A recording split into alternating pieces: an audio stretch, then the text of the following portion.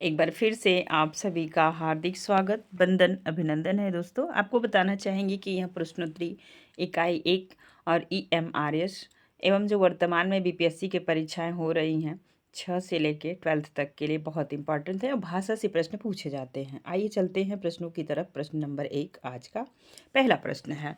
पहला प्रश्न है, अवधि का के उदय का स्रोत है। अवधि कहाँ से इसका उदय हुआ है? अर्धमागधी से, मागधी से, सौरसेनी से, खस से।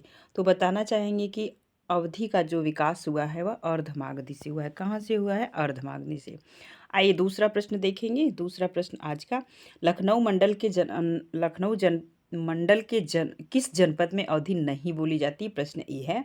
तो जितने भी मंडल में 5-7 जिला आते हैं तो आप उन्हें मंडल वाइज भी देखने का प्रयास कीजिएगा। आइए बताइए कौन सी जो है कि जनपद में अवधि नहीं बोली जाती? तो रायबरेली, सीतापुर, लखीमपुर खीरी, हरदोई। हरदोई में अवधि नहीं बोली जाती। ऑप्शन बी सही होगा।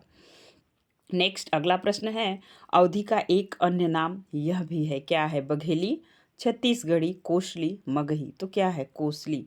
सी ऑप्शन आपका सही होगा। नेक्स्ट चलेंगे। आज का चौथा प्रश्न है आपकी स्क्रीन पे, ये रहा। उक्त व्यक्ति प्रकरण में निम्नलिखित में से किस बोली का उल्लेख मिलता है? बनाफरी, कन्नौजी, बघेली, कोसली। अच्छा प्रश्न है, उत्तर दीजिएगा सभी लोग। तो ये है कोसली। डी ऑप्शन आपका सही होगा। नेक्स्ट प्रश्न है, कुवलय ये माला कहाँ में? ध्यान दीजिएगा। प्रश्न नंबर 5 है, कोयल माला कहाँ में कोसली का उल्लेख किस रूप में हुआ है? देसी भाषा, साहित्यिक भाषा, धार्मिक भाषा, राजभाषा। अच्छा प्रश्न है, आप लोग बताएंगे। तो देसी भाषा के रूप में इसका उल्लेख हुआ है। आपका ए ऑप्शन सही होगा। नेक्स्ट प्रश्न 6 नंबर का है, निम्नलिखित में से किस ग्रंथ में प्राचीन अवधि का रूप मिलता है? महापुराण, प्राकृत पैंगलम, संदेश रासक, सनत कुमार चरित। 6 नंबर के प्रश्न का आंसर होगा प्राकृत पैंगलम। आपका बी ऑप्शन सही होगा। अगला प्रश्न आपकी स्क्रीन पे है 7 नंबर का, कौशाम्बी जनपद की बोली है भोजपुरी, मगही, अवधी। इनमें से कोई नहीं। तो इलाहाबाद के बगल में कौशाम्बी जिला लगता है जहाँ पे अवधी बोली जाती है। आपका ऑप्शन सी सही होगा। नेक्स्ट अगला प्रश्न है, उत्तर प्रदेश के रायबरेली उन्नाव के मध्य में व्यवहारित बोली होती है? कन्नौजी, बनाफरी, खड़ी बोली, बैसवाड़ी। 8 नंबर के प्रश्न का आप सभी उत्तर दीजिएगा। तो आंसर होगा डी, बैसवाड़ी। आपको बताना चाहेंगे कि रायबरेली और उन्नाव के मध्य जो बोली जाती है वह बैसवाड़ी बोली जाती है और बैसवाड़ी राजपूतों की भाषा थी। ठीक है, वहीं से लिया गया है। बैसवाड़ा कहा जाता है जहाँ वहाँ पे राजपूतों को क्या कहा जाता है? तो बैसवाड़ा कहा जाता है यहाँ। और उस बोली को क्या कहा जाता है? तो बैसवाड़ी। आइए नेक्स्ट प्रश्न आज का 9वां प्रश्न है। आज का ये 9th नंबर का प्रश्न है, आप ध्यान देंगे। तो ये रहा, अवधि के विकास में 1400 से 1700 तक के समय को कहते हैं? आदिकाल, मध्यकाल, आधुनिक काल, संक्रांति काल। 9 नंबर के प्रश्न का आप सभी उत्तर दीजिएगा। तो क्या कहते हैं? तो मध्यकाल कहते हैं। क्या कहते हैं? मध्यकाल। आइए आज का 10वां प्रश्न आपके समक्ष प्रस्तुत किया गया है। निम्नलिखित में से किस जिले में अवधि नहीं बोली जाती? मिर्जापुर, जौनपुर, बलिया, बस्ती। तो प्रश्न पढ़ते ही आप अच्छे से समझ गए होंगे कि बलिया में अवधि नहीं बोली जाती, बाकी मिर्जापुर, जौनपुर, बस्ती में अवधि भाषा बोली जाती है। आइए नेक्स्ट प्रश्न, प्रश्नों की श्रृंखला में आज का 11वां प्रश्न है, अवधि का शब्द नहीं है? किन्हें, करें, किहिसी, किहिसी, किया। 11 नंबर के प्रश्न में आप सभी बताएंगे कौन सी नहीं है? तो ये है किया। किया अवधि में नहीं, अवधि का शब्द नहीं है। बाकी ऊपर से तीनों शब्द है, क्योंकि आप रामचरितमानस पढ़े होंगे और दोहा छुपाई, तो आपको बहुत अच्छे से इस बात का ज्ञान होगा, है ना। चलिए नेक्स्ट प्रश्न आज का देखेंगे। आज का 12 नंबर का प्रश्न है, निम्नलिखित में से एक शब्द अवधि का है? अचरज, धीरज, पंकज और नीरज। बताएंगे क्या ऑप्शन होगा? तो अचरज अवधि भाषा का शब्द है। आपका ऑप्शन ए सही होगा। नेक्स्ट 13 नंबर का प्रश्न है, ये रहा, ध्यान दीजिए। निम्नलिखित में से कौन सा रूप अवधि का नहीं है? तो लरिका, लरिकवा, लरिकौना, इनमें से कोई नहीं। 13 नंबर के प्रश्न में आप सभी जानते हैं इनमें से कोई नहीं। डी ऑप्शन आपका सही होगा। अगला देखेंगे। अगला प्रश्न है, निम्नलिखित में से कौन शब्द अवधि का है? सियार, सियार, स्यार, इनमें से कोई नहीं। 14 नंबर के प्रश्न का उत्तर देंगे तो ये आपका सही है, अवधि भाषा का शब्द है। आपको बताना चाहेंगे जितने भी प्रश्न हैं सब अवधि के इर्द गिर्द होंगे, ध्यान दीजिएगा। निम्नलिखित में से कौन सा शब्द अवधि का नहीं है? जैसे, किधर, औरत, ऊख। बताएंगे 15 नंबर के प्रश्न में। तो किधर, यह खड़ी भाषा का शब्द है, किस भाषा का शब्द है, तो खड़ी भाषा का, आप समझ पा रहे होंगे, बाकी तीनों अवधी भाषा के शब्द हैं। 16 नंबर का प्रश्न है, ये रहा आपकी समझ। निम्नलिखित में से किस बोली में मौसा के लिए मूसिया बोला जाता है? मैथिली, कौरवी, अवधी और बुंदेली। 16 नंबर के प्रश्न में आंसर होगा अवधी। यहाँ आपका सी ऑप्शन सही होगा। मौसा को मौसिया शब्द से प्रयुक्त किया जाता है। चलिए नेक्स्ट प्रश्न है, 17 नंबर का प्रश्न है आपके समक्ष। अवधि का प्रथम ग्रंथ है पद्मावत, सत्यवती कथा, प्रेम चिनगारी, लोर कहा। तो बताएंगे अवधि का प्रथम ग्रंथ कौन सा है? तो ऑप्शन डी सही होगा, लोर कहा। अब आपको बताना चाहेंगे कि यह ग्रंथ किसका है? तो मुल्ला दाऊद का है। चलिए नेक्स्ट प्रश्न आपकी स्क्रीन पे ये रहा 18 नंबर का। अवधि ग्रंथ अवध विलास किसकी रचना है? लालदास, हृदयराम, जानकवि, मधुसूदन। 18 नंबर के प्रश्न का उत्तर दीजिएगा। तो अवध विलास लाल कवि क्या है? ये ऑप्शन आपका सही होगा। अगला प्रश्न है आपकी स्क्रीन पे 19 नंबर का। हिंदू कवियों के प्रेमाख्यान काव्य की अवधि क्या है? ठेठ, साहित्यिक, पश्चिमी परंपरा से प्रयुक्त, उपर्युक्त में से कोई नहीं। 19 नंबर के प्रश्न में आप सभी को पता है कि पश्चिमी सभ्यता से परंपरा से प्रयुक्त है। सी ऑप्शन आपका सही है। आज का 20वां नंबर का प्रश्न है आपके स्क्रीन पे। यहाँ के लिए हिया शब्द का प्रयोग किस बोली में के होता है? ब्रज, बुंदेली, भोजपुरी, अवधी। अच्छा प्रश्न है, अगर आप इलाहाबाद के इर्द गिर्द होंगे तो आपको पता होगा। डी ऑप्शन सही है, अवधी की। ठीक है, ये रहा आपके समझ 20 नंबर का प्रश्न है। यहाँ को हिया बोलते हैं अवधी भाषा में। नेक्स्ट प्रश्न है आपके स्क्रीन पे, वहाँ के लिए हुआ शब्द किस बोली में प्रयुक्त होता है? हुआ वहाँ के लिए अवधी, बांगरू, मेवाती, ब्रज। 21 नंबर के प्रश्न का उत्तर दीजिएगा। तो अवधी में, ठीक है, वहाँ के लिए हुआ का शब्द प्रयोग करते हैं। ये रहा आपकी समझ 22 नंबर का प्रश्न। लोर कहा चंदायन में विशेष रूप से प्रयुक्त हुआ है? रोला और कुंडलियाँ, दोहा और चौपाई, कवित्व और घनाक्षरी, वाणी और उलट बासी। तो उलट बासी आप जानते होंगे कबीर में पाया जाता है, कवित्व घनानंद में, रोला कुंडलियाँ आपको पता है, दोहा चौपाई रामचरित मानस में। 22 नंबर के प्रश्न का उत्तर दीजिएगा आप सभी। तो क्या होगा? तो बी ऑप्शन आपका सही होगा। ये रहा आपका समझ बी ऑप्शन, दोहा और चौपाई। नेक्स्ट देखेंगे आज का 23 नंबर का प्रश्न है। मुल्ला दाऊद की भाषा है पश्चिमी परंपरा से प्रयुक्त अवधि, साहित्यिक अवधि, ठेठ अवधि, मिश्रित अवधि। 23 नंबर के प्रश्न का उत्तर दीजिएगा। तो मुल्ला दाऊद की भाषा ठेठ अवधि है ना। चलिए नेक्स्ट प्रश्न है 24 नंबर का। जायसी के पूर्ववर्ती दो प्रसिद्ध सूफियों के नाम कौन कौन से? नूर मोहम्मद, उस्मान, शेख निसार और मुल्ला वजही, जान कबी और नसीर, कुतुबन और मंछन। 24 नंबर के प्रश्न का अच्छा प्रश्न है, बताइए। तो यह है जान कबी और नसीर। कौन है? जान कवि और नसीर। ये रहा 24 नंबर का प्रश्न आप सभी के समझ। तो एक चीज़ आप और याद रखिएगा, कहीं कहीं जो है कि आपको मिलेगा कुतुबन और मंझन। ठीक है, नेक्स्ट ध्यान दीजिएगा। ये 24 नंबर के प्रश्न का आंसर थोड़ा सा गलत हुआ है मुझसे, और मैंने गलती से ये जान कवि और नसीर आंसर लगाया है 24 नंबर में। तो आप याद रखेंगे इसका ऑप्शन डी सही होगा, कुतुबन और मंझल, है ना। चलिए नेक्स्ट प्रश्न देखेंगे। जो है कि 25 नंबर का प्रश्न है। निम्नलिखित में से कौन सी कृति जायसी की अक्षय कीर्ति का आधार है? तो पद्मावत है, सबको पता है। चलिए नेक्स्ट है, नीचे दो वक्तव्य दिए गए हैं, कथन और कारक आपको बताना है। हम छोटा करते हैं प्रश्न को, उम्मीद है आप लोग देख पा रहे होंगे। 26 नंबर का प्रश्न है, एक तो कथन है, दूसरा कारण है। कथन है पद्मावत का भाषाई आधार ठेठ अवधि है, बहुत बार पूछा जाता, खासकर इंटरव्यू में। आप देखेंगे अवधी भाषा में रामचरितमानस है, लेकिन वह साहित्यिक अवधि है और संस्कृत निष्ठ अवधि है। यह क्या है?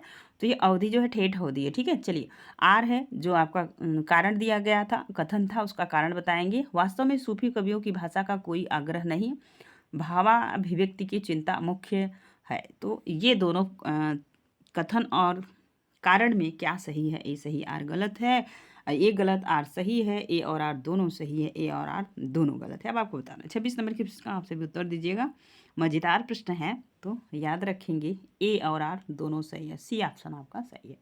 चलिए ये रहा 27 नंबर का प्रश्न, और ये जो है कि लगाने के लिए भी आता है। यह प्रश्न बहुत बार परीक्षा में रिपीट होता है, आप ध्यान दीजिएगा और आप आंसर भी देने का प्रयास कीजिए। 27 नंबर के प्रश्न का आपको बताना है। सबसे पहले तो आप याद रखेंगे पद्मावत 1540 में है। ठीक है, जो है कि पद्मावत कब है, तो पद्मावत का प्रकाशन वर्ष 1540 है। चंदायन कब है, तो चंदायन का कहीं कहीं 1380 मिलता है, लेकिन जो है कि आप 79 चंदायन को लगाएंगे, ठीक है, 1379, ठीक। चलिए एक बार क्लियर कर दीजिए कि कौन सा ऑप्शन आपका सही होगा। अब आपके बचे मृगावती, तो मृगावती का जो है कि प्रकाशन वर्ष है 1503 ईस्वी है। और यहाँ पे देखेंगे मधुमालती, मधुमालती को भी आप नोट कर लीजिएगा, ये है 1545 ईस्वी। कब है, 1545 ईस्वी। अब आपको बताना है इस प्रश्न में सही क्या है, ठीक है। तो ये रेखा 27 नंबर का, ये सबसे पहले चंदायन आएगा, फिर मृगावती आएगा, इसके बाद मधुमालती आएगा, क्योंकि 45 है, इसका 1503 है, ठीक है। तो जो है कि ये 1545 से 1445 नहीं, 1545 है। अब पद्मावत 1540 है, क्या है, 1540, ठीक। आगे चलेंगे, नेक्स्ट प्रश्न डी ऑप्शन आपका सही होगा। अगला देखेंगे आज का, ये 28 नंबर का प्रश्न है। निम्नलिखित में से क्रम से बताना है जो है कि कौन सी पहले आएगी, बाद में रचना आएगी, ठीक है। ये रहा आपके समक्ष 28 नंबर का प्रश्न। अब आप बताएंगे पद्मावत का प्रकाशन वर्ष कब है, तो 1540 है। कब है, 1540 से। पद्मावत। चित्रावली कब है, चित्रावली उस्मान की है, तो 1613 में है, ठीक। हंस जवाहिर कब है, तो ये हंस जवाहिर 1700 देखेंगे तो 36 ईस्वी। और सबसे लास्ट में आएगा इंद्रावती 1744 ईस्वी, ठीक है। आपका ए ऑप्शन सही होगा। चलिए नेक्स्ट प्रश्न है, सूफी काव्य पद्धति का अंतिम ग्रंथ कौन सा है। चित्रावली, यूसुफ जुलेखा, हंसावली, आखिरी कलाम। 29 नंबर के प्रश्न है, आप सभी को पता है कि यह है यूसुफ जुलेखा, बी ऑप्शन आपका सही है। 30 नंबर का प्रश्न है आपकी समझ, निम्नलिखित में से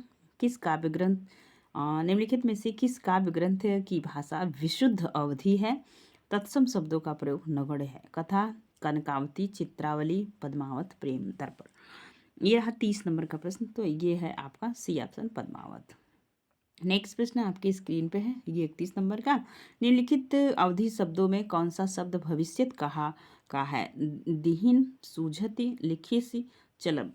31 नंबर के प्रश्न में आप सब बताएंगे, तो ये आपका ऑप्शन डी होगा, चलब। आज का 32 नंबर का प्रश्न है आपकी समक्ष, निम्नलिखित में से कौन सा शब्द सर्वनाम है। सर्वनाम नहीं है। भयं, हम, हार, को, आपू। ये प्रश्न है 32 नंबर का, उत्तर दीजिएगा आप सभी। तो भयं, क्या है, भयं, ये सर्वनाम नहीं है, ठीक है। चलिए ये आपका 33 नंबर का प्रश्न है, अवधि का उदय किससे हुआ है। पश्चिमी अवहट से, मध्य देशी अवहट से, पूर्वी अवहट से, उपर्युक्त में से, उपर्युक्त सभी से। 33 नंबर के प्रश्न का आप सब उत्तर दीजिएगा। तो ये है मध्य देशी अवहट से, ठीक है। चलिए 34 नंबर का प्रश्न आपकी समझ है, विश्व में रोमांस काव्य की धारा किसे कहा जाता है। श्रृंगार रस प्रधान काव्य कृति को, रीतिकालीन काव्य परंपरा को, प्रेमाख्यान काव्य परंपरा को, उपर्युक्त में से सभी। 34 नंबर के प्रश्न का उत्तर दीजिएगा। तो प्रेमाख्यान काव्य परंपरा को, जैसा कि प्रश्न पढ़ते ही आप समझ गए होंगे। रिपीट होने वाला प्रश्न है, जो आप देखें 1-2 रचना वहीं से ली गई है, बाकी 1-2 नहीं है।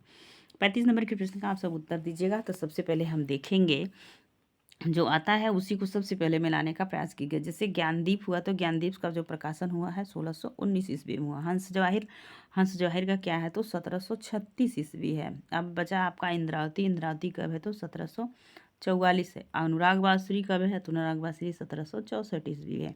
तो आपका डी ऑप्शन सही होगा। आइए नेक्स्ट प्रश्न को देखने का कार्य करते हैं। यह रहा 36 नंबर का प्रश्न है आपके समक्ष, राम काव्य परंपरा की सर्वप्रमुख भाषा है। अवधी, भोजपुरी, मैथिली और कनौजी। 36 नंबर के प्रश्न में सबको पता है कि अवधी है, जैसा कि मैंने ऊपर बता भी दिया था कि हम सभी अवधी के ही प्रश्न को कर रहे हैं। अवधी बोली को गांव की भाषा किसने कहा। मुल्ला दाऊद, तुलसीदास, हृदयराम, जान कवि। अच्छा प्रश्न है 37 नंबर का, तो ये कहे थे तुलसीदास, ठीक है। बी ऑप्शन आपका सही होगा। अब रहा 38 नंबर का प्रश्न आपके समक्ष, और आप बताएंगे, ये है। तो 38 नंबर का प्रश्न है, गोस्वामी तुलसीदास की निम्नलिखित में से कौन सी रचना अवधि में है। कवितावली, विनय पत्रिका, भैरव रामायण, गीतावली। तो जिसमें वली वली लगा होगा वो तो आप समझ लीजिएगा वो कहाँ से ली गई, तो ब्रज से। इतना आप याद रखेंगे। अब ये 2 ऑप्शन खत्म हुए, अब आपको बताना है कौन सा सही 38 नंबर में। तो ये भैरव रामायण जो है यह अवधि में है, ठीक है। चलिए विनय पत्रिका जहाँ तक आप पढ़ने से समझ पा रहे होंगे किस भाषा में होगी, ये भी ब्रज में है। तुलसीदास की निम्नलिखित कृतियों में से कौन सी कृति अवधि में नहीं है। रामचरितमानस, जानकी मंगल, रामलला, लहचू, कृष्ण गीतावली। तो ये डी ऑप्शन जो है यही नहीं है, ठीक है। चलिए नेक्स्ट प्रश्न को चलते हैं। सही क्रम को लगाना है। यहाँ पे भी आपको बताना है अनुक्रम। ये रामचरितमानस की रचनाएँ हैं, सॉरी, तुलसीदास की रचनाएँ हैं। अब आपको बताना है कि इनका सही सही क्रम क्या होगा। तो रामचरितमानस सबको पता है कि यह 1631 ईस्वी में इसका प्रकाशन हुआ है। रामलला नेहरू नेहरू को भी आप याद रखेंगे तो यह इसका कब का हुआ है, 40 वाले का प्रश्न उत्तर दीजिएगा। तो रामलला नेहरू का 1643 ईस्वी है, ठीक है। और बैरागी संदीपनी का 1679 है, 6979 है। और रामाज्ञा प्रश्न बचा, तो रामाज्ञा प्रश्न का जो प्रकाशन वर्ष है यह 1679 है। तो ये दोनों लास्ट में आएंगी, वैराग्य संदीपनी और रामाज्ञा प्रश्नावली। तो आपको बताना है कौन सा ऑप्शन सही है, तो आपका ए ऑप्शन सही होगा। नेक्स्ट देखेंगे, यहाँ पे रामचरितमानस लास्ट में है, यहाँ पे रामलला नेहरू है, ठीक है।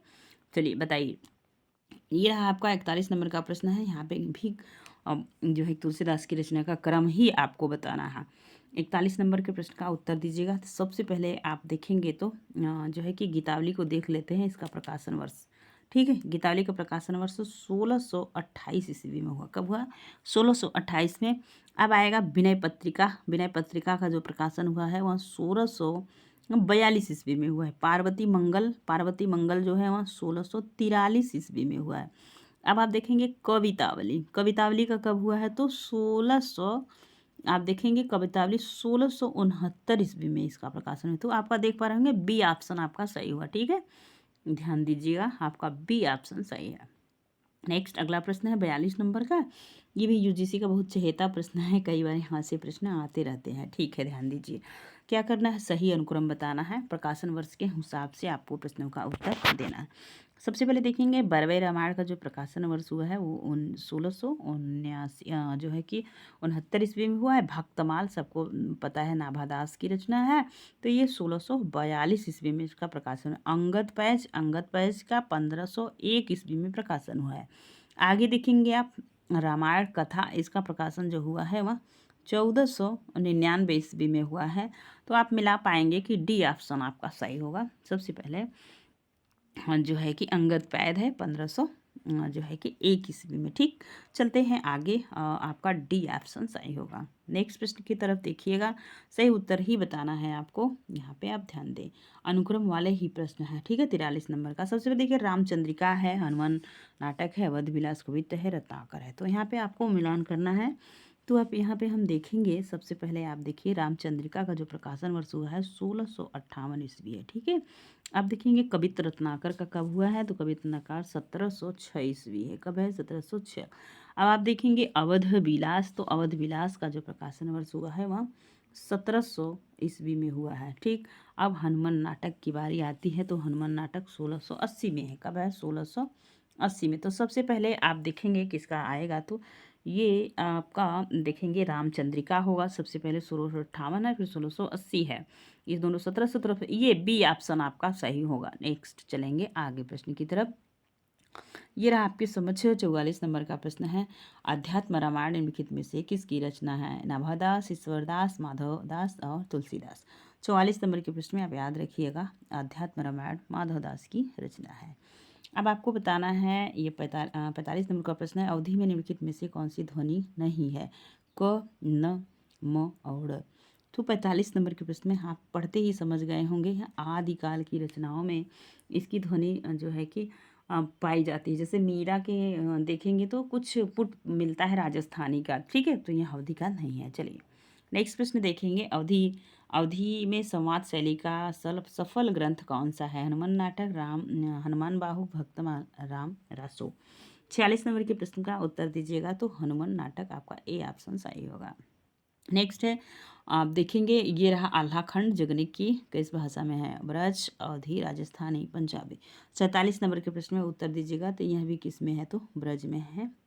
अब आप देखेंगे कुछ तर्क के कथन दिए गए हैं और यहाँ पे आपको सही से उत्तर देना है। ऐसे प्रश्नों को हल करने के लिए आपको बताना चाहेंगे कि आप ध्यान देंगे तो ये प्रश्न थोड़ा सा परीक्षा में परेशान करते हैं एक स्टूडेंट को, क्योंकि इसके लिए बहुत गहन अध्ययन की ज़रूरत होती है जिस विषय में आप परीक्षा दे रहे हैं, ठीक है। चलिए पढ़ते हैं, और जब आप साहित्य का बहुत अच्छे से अध्ययन कर लेंगे तो ये प्रश्न आपके लिए बहुत आसान हो जाए। ध्यान दीजिएगा, रामकाज का प्रतिपाद्य विषय धार्मिक और भक्ति प्रधान है। इसलिए कवियों ने भगवान राम की प्रतिष्ठा में संस्कृत शब्दावली को अधिक ग्रहण किया। क्या ये बात सही है?